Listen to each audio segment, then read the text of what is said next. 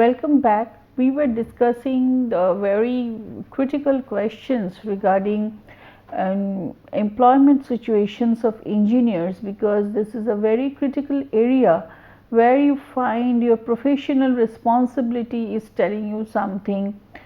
Maybe as a person you are thinking something, but your organization that you are working for or your immediate supervisor, your manager is asking you to do something different. You feel like you have a responsibility towards the public at large. So this sometimes puts you in crossroads to understand like what is your part of responsibility, which are the things, like what is your inner call regarding these type of issues. And like sometimes questions people ponder on, like why should I do these things, what is my personal benefit, what is my gain on risking my life and maybe my job, and to report about some bad news that is going to happen, maybe something which a professional knowledge, expertise has given you hint on. But you may feel like in a situation of dilemma, like what is the incentive do I get by reporting about it? So why should I be concerned about it? Because I will no longer remain with the organization when these things are will be going to happen, or I may move to another position also. So what is the incentives of reporting of bad news? So is it not I'm going to risk my own job or my own life? So why should I do it? So these are some practical questions which comes to people's mind. So we'll try to deal with that question in the key question 3.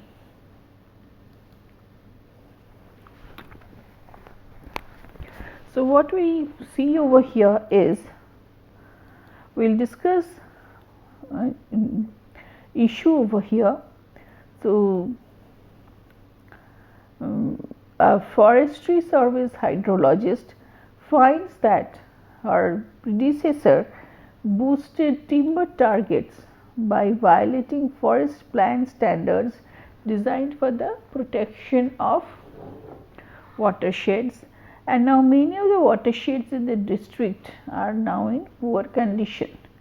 The watersheds are hilly but could degenerate rapidly if there is greater than normal precipitation in the coming years. If bringing this bad news simply puts her in an unwelcome role, neither the hydrologist nor anyone else will want to pass it on. The hydrologist will not even want to recognize the danger herself. She has strong incentives to say nothing and simply hopes that rains will not be too heavy. So this is the issue. Then if that is so, then why she is going to report about it? So because it may put her in a negative or unwelcome role in the organization. So what can be done in this particular situation? What is the voice from within which is telling us to do? Like maybe if we understand like this, some people may have done it earlier. Maybe we are not going to blame the person for it, but when we have recognized something is wrong, which at present which may have an implication of harm in future, should we keep quiet or should we try to act on it? So that is what we will review now.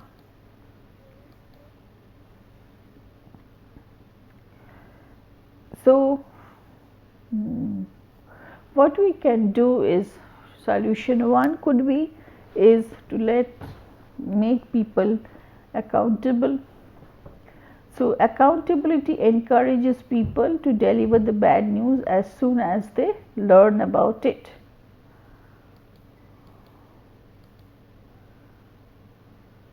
Solution 2 could be secret complaint procedures like maintaining anonymity.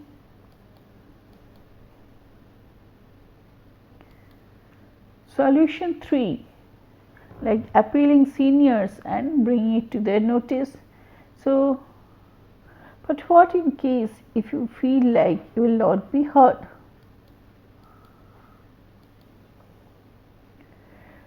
Which is the option is whistleblowing, but we understand like it has repercussions and we have to question this to ourselves, are we prepared for repercussions or not?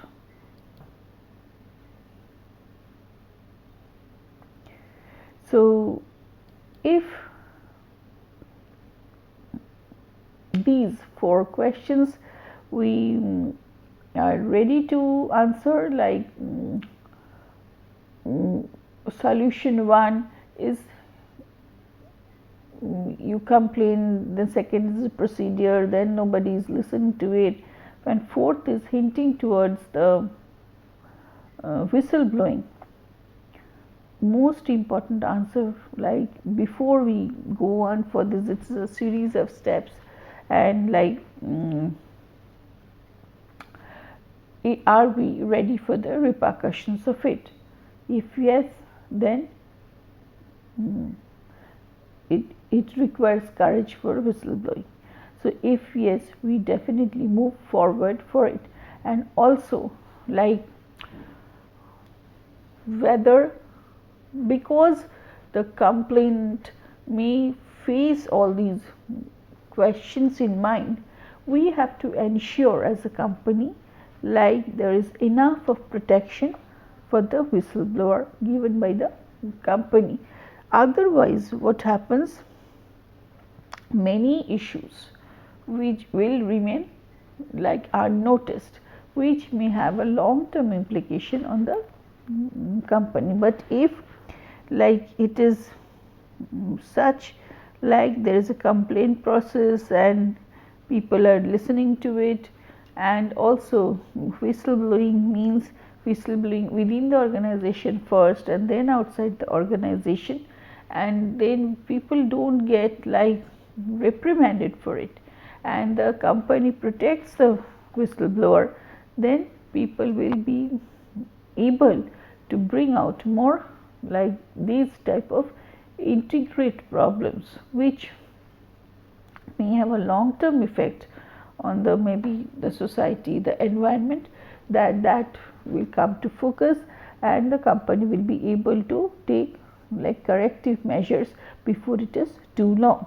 But we need to give protection to the whistleblower also. This, are we ready to face the consequence or not? This connects us to the key question 4.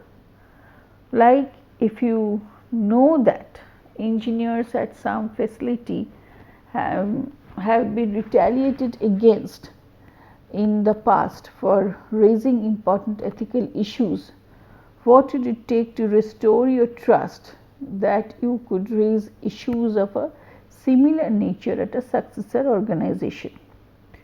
So, organizations that took over from the first, and why?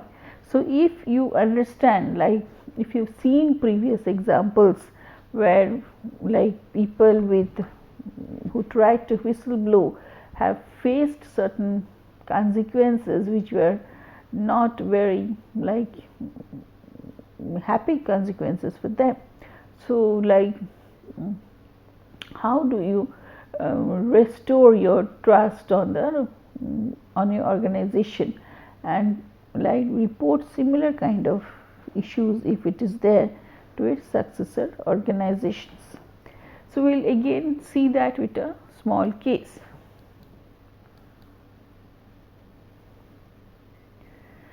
One famous whistleblower, Inez Austin, was an engineer employed by Westinghouse at the Hanford Nuclear Reservation, a nuclear weapons facility in Richland, Washington. In the summer of 1990, she refused to approve a plan that would have pumped radioactive waste from one underground tank to another, a transfer that risked explosion. She was subsequently harassed, sent for psychiatric evaluation, and had her home broken too.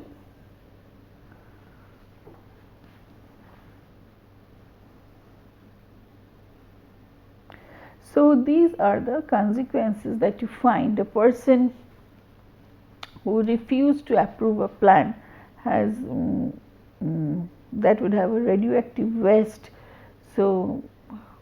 faced. So if similar kind of situation is happening, then what would you do in this kind of case? Will be because you have seen, you learned from experience, like people have gone through these consequences. Would you be ready to face these consequences or not? So her case brought for attention to the abuse of complainants as well as to the safety, environmental security, and lapses at the Hanford Reservation. So in February 1992, Ines Austin was awarded the award for scientific, like the AAAS Award for Scientific Freedom and Responsibility, for her exemplary effort to protect the public health and safety. So after many instances of abuse of complainants who reported threats of a nuclear accident or pollution of the environment with toxic chemicals and nuclear waste, strong measures were needed at Westinghouse Hanford to begin to rebuild the trust of employees and of the public.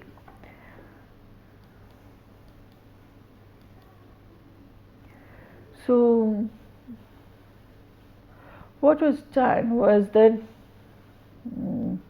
a landmark study commissioned by Westinghouse Hanford Company and carried out by the University of Washington's Institute for Public Policy and Management in 1992 confirmed that severe retaliation had often followed the raising of a concern at the Hanford facility. This finding led to the formation of the Hanford Joint Council for resolving employee concerns.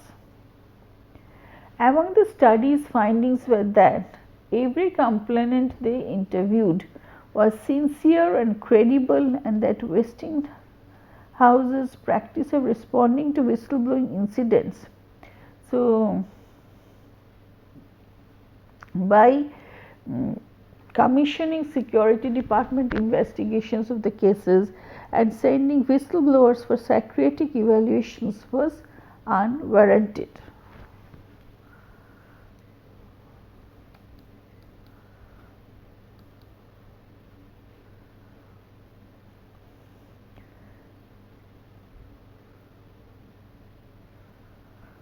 So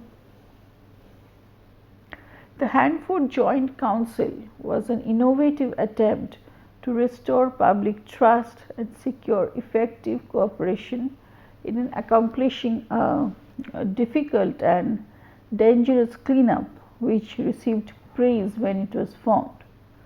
What are the measures like you feel could be taken up to protect whistleblowers? Another is, do you think in such cases people would feel safe to bring out important issues to the notice of management? Because you find in these cases whoever reported were sent like for psychiatric treatment. So was it okay? So what can we do like to restore trust? Taking strong actions against those who break the law, leadership commitment to ensure safety, independent auditing to make sure that the claims made are correct. This point is very important in the sense, in the earlier discussions we found like sometimes the complaints are made maybe based on assumptions, maybe based on foresight and hindsight, and thinking like I knew it from the start, I told like this is going to happen, but may or may not be very well founded on theoretical reasoning. So it is like the independent auditors to make sure the claims are correct. This step is really very important. Independent protected resolution systems for allegations of retaliation. So independent protected resolution system and formation of committees to conduct investigations, but it is very important who are the members of this committee and whether they are neutral or not. So, do they have any personal interest vested in it? So, whether there are conflicts of interest for people who are forming the committees to conduct the investigation or not. So, those things needs to be checked. So, then we come to the key question 5. Then, if we are talking of whistleblower, if you are talking of like whether we are going to do it, if you are going to face the same consequences, and then if you are going to like see others have faced the consequences, what you are going to do, and if you find like the joint committee is made to like listen to the problems, take decisions, and we are talking of then like responsibilities then for them to be neutral and listen to it. So, in the next key question what we are going to discuss, then if we are talking of whistleblowing, then don't we have any responsibility, obligations towards our employers? And there we find like for the first chance for any new engineer to get an impression of the organization is through of an organizational culture, is through the job interview. So, the guidelines to the professional employment of engineers and scientists was adopted by IEEE and other signatory organizations in 1975. It provided a framework of expectations for both employees and employers.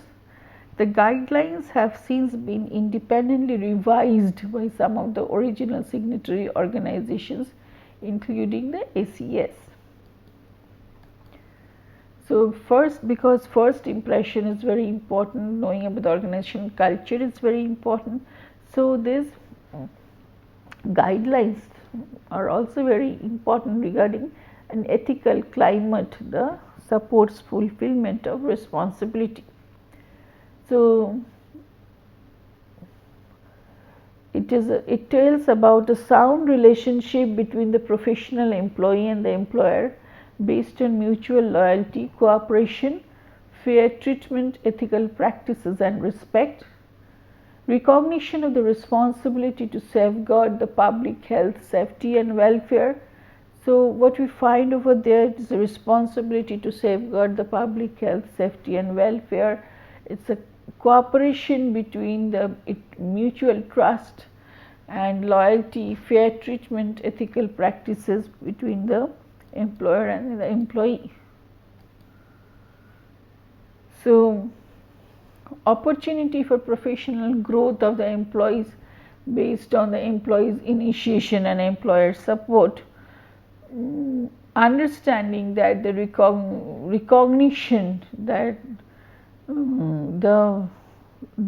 any discrimination due to age, race, religion, political affiliation or gender preferences could not enter into the professional employer-employee relationship.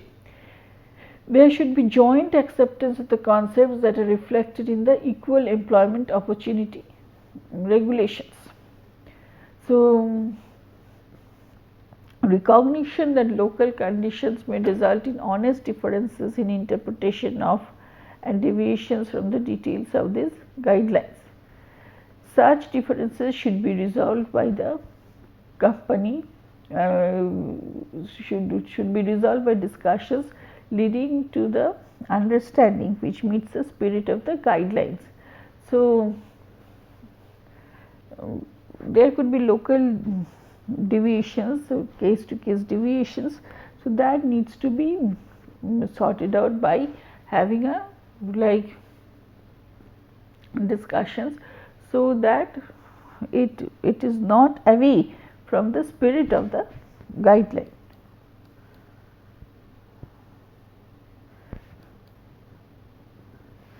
The employee guidelines is intended to draw as a clear boundary which is possible between behavior and is ethically acceptable and desirable and which is not, and to give general guidance in many of the areas which were discretion, in where discretion needs to be exercised. So, what happens if there is a guideline, we can follow it. So, we can understand as per the perspective of this company, as per the perspective of the society, these are the behaviors which are acceptable or desirable and which needs to be repeated, and these are the behaviors which are not acceptable. And if we have a general guidelines, then it helps us to understand that.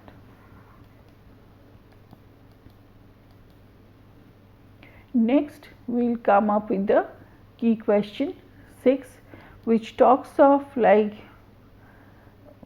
though there are guidelines written, but still what we find, if you have a disagreement with the immediate supervisor, so about whether some action on the part of the organization is ethically acceptable, so how do you go about voicing your concern? So, in key question 5 that we discussed, if there is a guideline regarding what to do, what not to do, if something is written, then people can follow it and try to understand. But still above those things also, there could be certain areas where the manager and the engineer may be interpreting the same thing in 2 different ways. So, if such things happen, then what you are how would you go about voicing your concern or otherwise acting on it? Because even if there are guidelines, even if you understand in past whistleblowing has led to certain consequences of someone, taking all these key questions that we already have discussed, and there may be organizational acceptable complaint procedures. So, given all these situations, when you find you are not in disagreement with your immediate boss, and whether some action is ethically acceptable or not, and then you have to decide about something. So, how do you go about voicing for it? So, we will discuss with this, if you are having a disagreement with your immediate superior, so about some of the actions in your organization is ethically acceptable or not. So, and you have maybe both of you have interpreted the guidelines in different way. So, how do you go about voicing your concern or otherwise acting on it? What we find over here is it is in this connection, when you are seeing, when you have putting a perspective on discussing whether something is ethical or not, you should have a clear technical foundation about it. So, you should have a clear technical foundation. As a professional knowledge, you need to get the advice of your colleagues, then carefully consider counter arguments, because there could be counter arguments and you need to see if there are any relevant points in the counter arguments also. See, we should not be blind towards our own perspective only.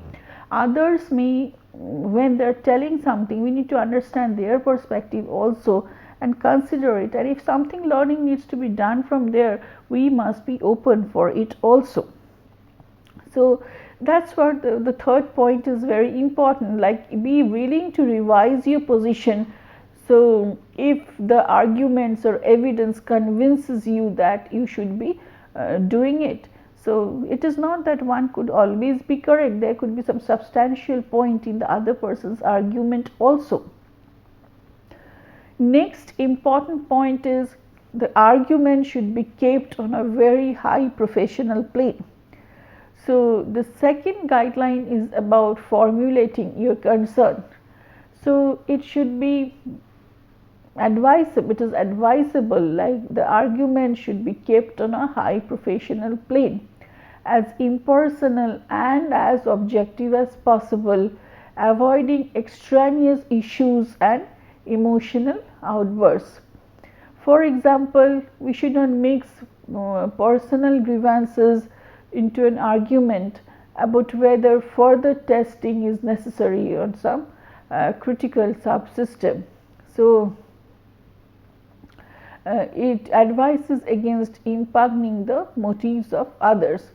So we should not mix personal grievances. If some critical testing is truly required, then we should go for it, and if it is statistically proven like this is required, we should be going for it. And how it depends on the criticality of the issue also, how important like it is, like if an error is found, what will be the impact of that error on the total system. We have discussed these cases earlier also.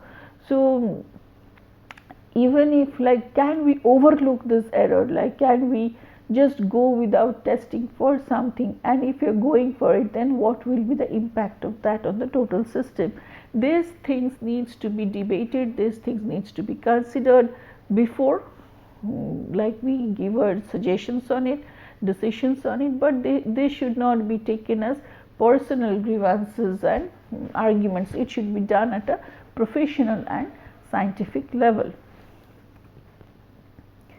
So if it is, this is important, like if you, even if you are suspicious of others' motives, because impugning those motives adds nothing to your technical case and makes it harder to achieve another objective that the committee emphasizes, namely minimizing the embarrassment to those who are being asked to change their position. If somebody is asked to change their position due to the escalation of commitment, they may not be willing to do so, they may feel embarrassed to do so. So what, like before asking someone to change, so we should understand whether the change is truly required, and if required, to what extent, and that needs to be explained very, very carefully in a professional way to the others who are required to change their original standpoint. So another important point over here is that we should try to catch the problems early and work with the lowest managerial level possible. So because like dealing with the problem at a very earlier stage is, it makes it very easy to solve, and at an early stage it is not very usually appropriate to take one concerns very far up the management ladder. So it helps in one sense, taking the problem taking the issue at an early stage level, like it prevents others from taking positions from which later on they may not like to retreat because of fear of losing face. Because if a problem is caught at a very early stage, it is easier to solve. Also, it can be solved at very maybe lower level, and then it doesn't like if you are involved with a solution for too long, because of the sense of, because of your commitment, because of the sense of ownership, mentally we tend to take a position for it, and after that if the problem is detected, then it is sometimes people are reluctant to change for fear of losing face, and that may affect the whole solution and the quality of the product. So it is very like important to catch the problems early. To make sure like the issue is sufficiently important. So the fourth guideline advises engineers to make sure that the issue is sufficiently important before going out on the limb. So out on the limb is a very exposed and risky place to be. So if we see an imperfect world, so many things may go wrong. So if one asks for attention to minor imperfections, so then others maybe will stop listening. So what it is important to find out, like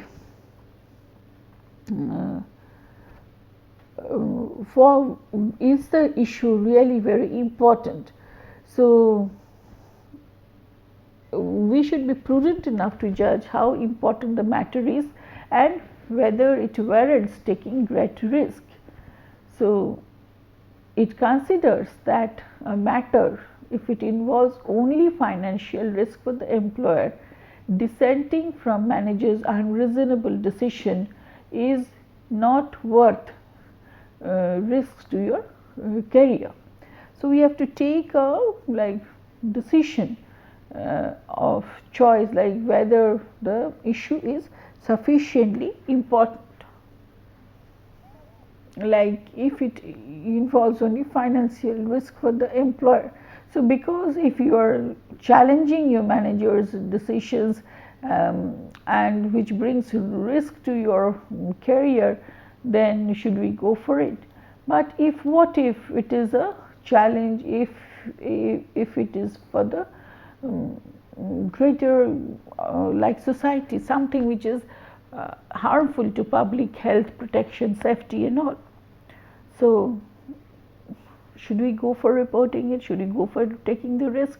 These are the questions that we need to ask ourselves, like how important this thing is. And actually you get the answer. There is no such thumb rule, like this is important, this is not important.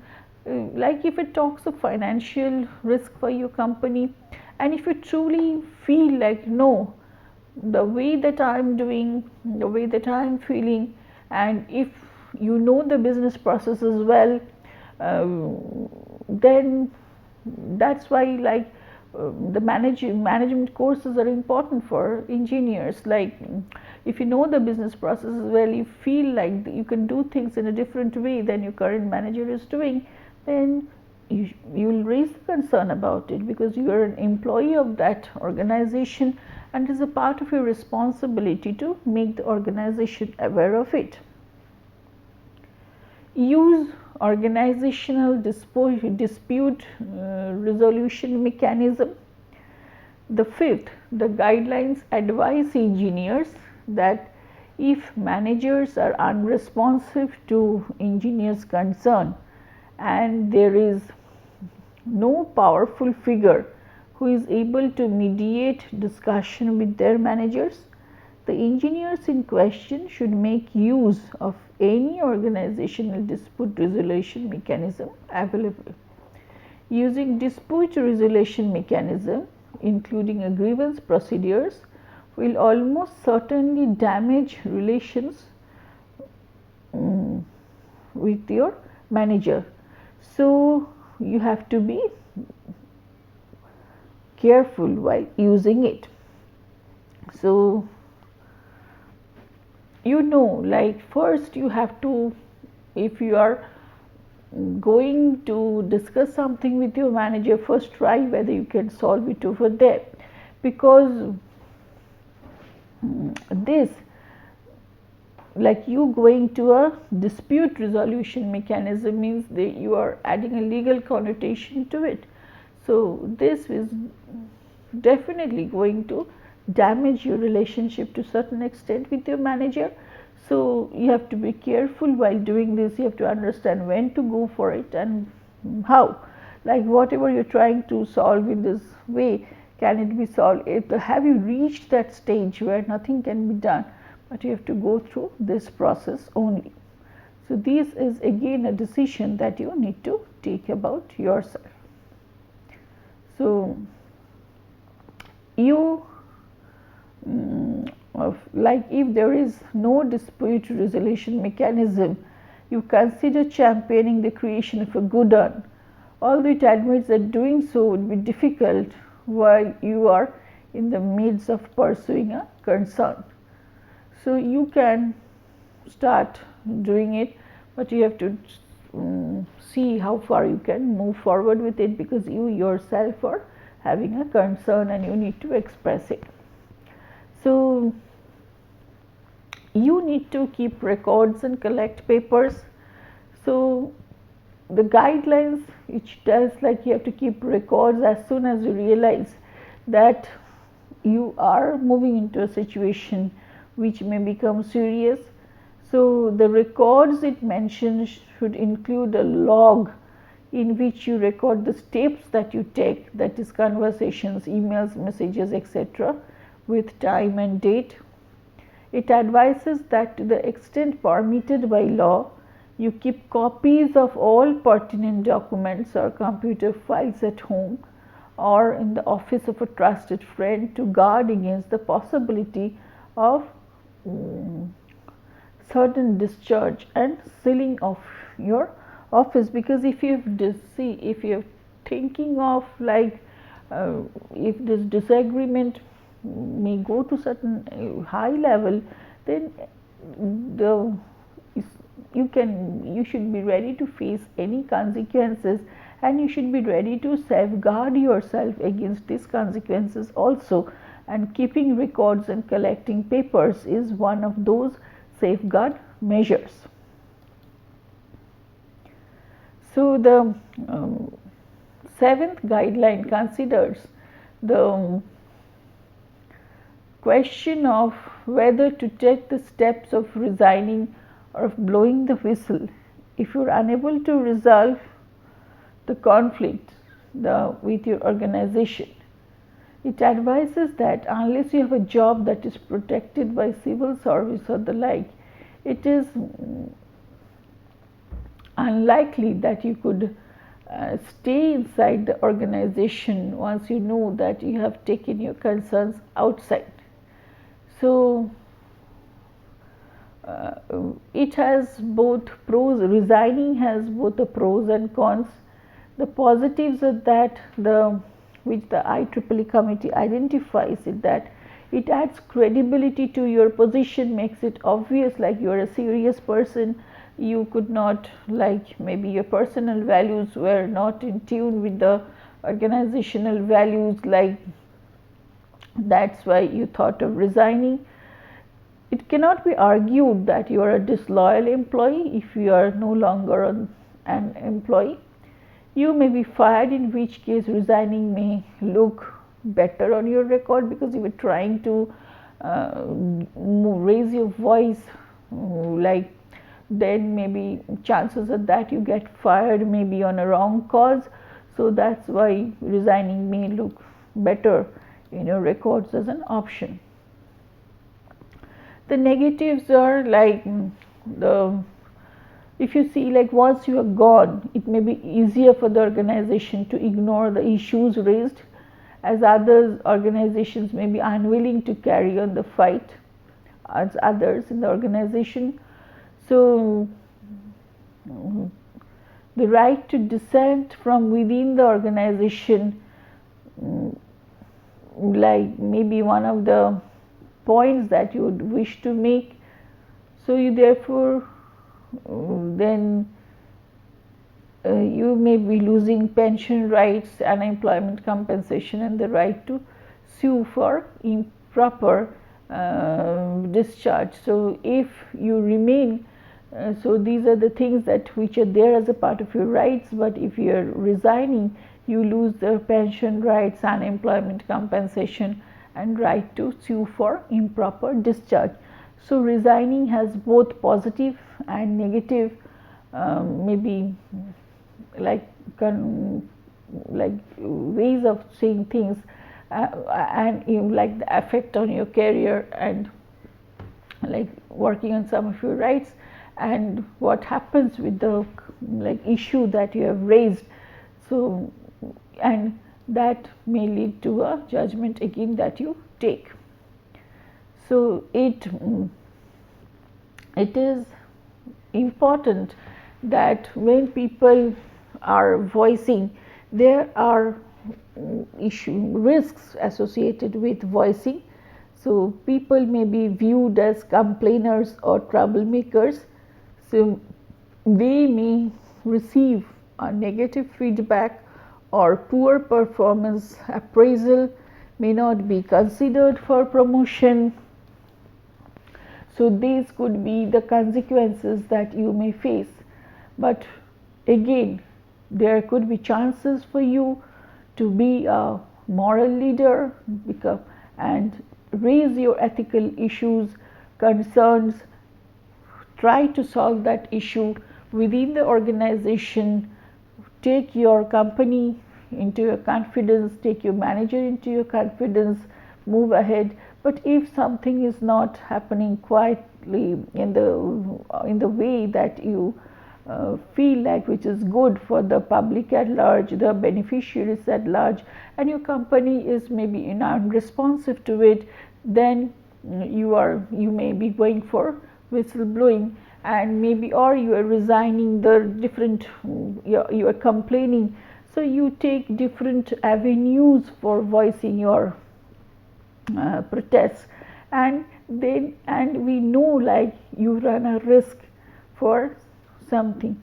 But again, when you are committed to a cause, so whether it is your personal gain, or which is more important to you, or the cause that you serve, and how all the stakeholders get benefited from it, though there are definitely risks involved, will tell what is the quality of moral leadership which is there present within you. We will take up key questions related to moral leadership in the next session. Thank you till then.